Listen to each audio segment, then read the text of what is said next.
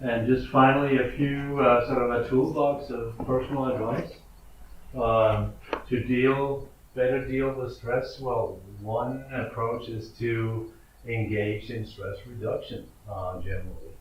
And relaxation and guided energy exercises are really, a good training. It could be mindfulness, it could be meditation, whatever. But these, when you train relaxation, you'll simply have more resources and you'll be better able to deal with the stressors. It's also adapted to map the factors that drain your energy and those that give you energy.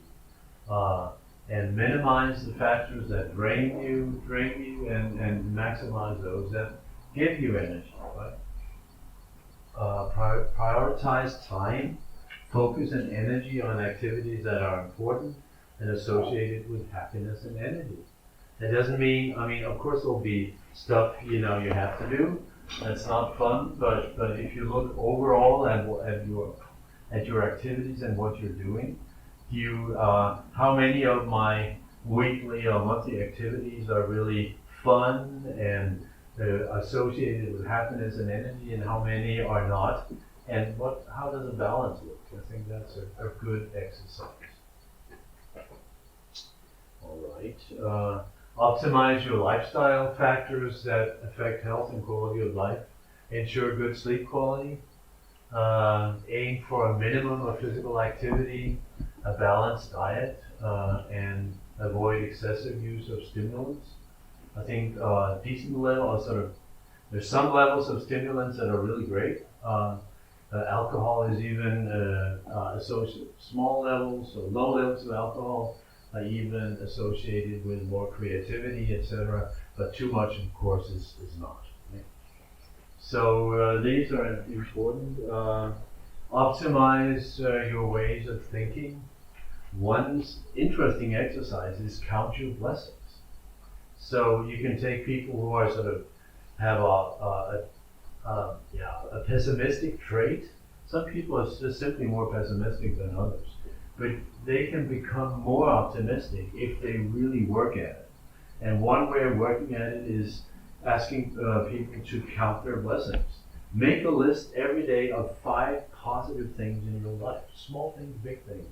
But make sure to think about it and write those 5 blessings down every day for a month, for instance. And you'll see people's negative emotions be reduced and their positive emotions going up. Accept that which, focus on what can be changed. Accept that which cannot be changed. Being good at letting go of things you can't really do anything about. And being good at saying no also is really great. People say yes all the time because things are interesting, and fear of missing out and so forth will end up often becoming stressed. Right? I know from these feelings. Yes. Work to improve and maintain relationships with others. Map your network. Use the resources in your network when things are difficult. They're both practical and emotional resources. Find out what you yourself can contribute to your network, because that will be associated with more well-being. And work on changing and minimizing stressful relationships. Emotional coping, beware of and reflect upon your emotional reactions. Communicate your feelings to others in an appropriate manner. In a manner so that you help them understand your feelings. It's not screaming at people. That is, of course, expressing your emotions, but it's usually not very adaptive. But telling people how you feel so that they can understand you, that will be helpful. Because if you're really trying to explain how you feel, then you're also restructuring your cognitions about your feelings. And that will help you regulate and understand your feelings. Expressing your emotions also in writing can help manage them.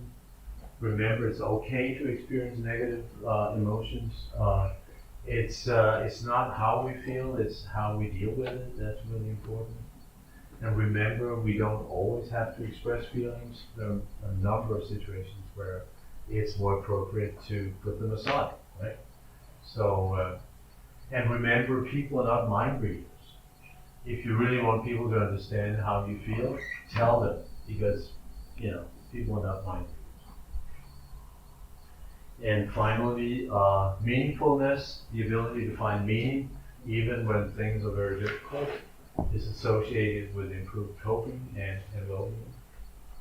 And remember that meaningfulness is associated with a focus on that which goes beyond ourselves. It's not my own personal interest, it's out there. It's the world, it's the climate, it's the environment, it's other people, it's philosophy, or whatever. It's not collecting stamps and stuff like that. So that is the bigger picture. Generally, is very important. And keep calm. There's no quick fix. Those were the words I had for you.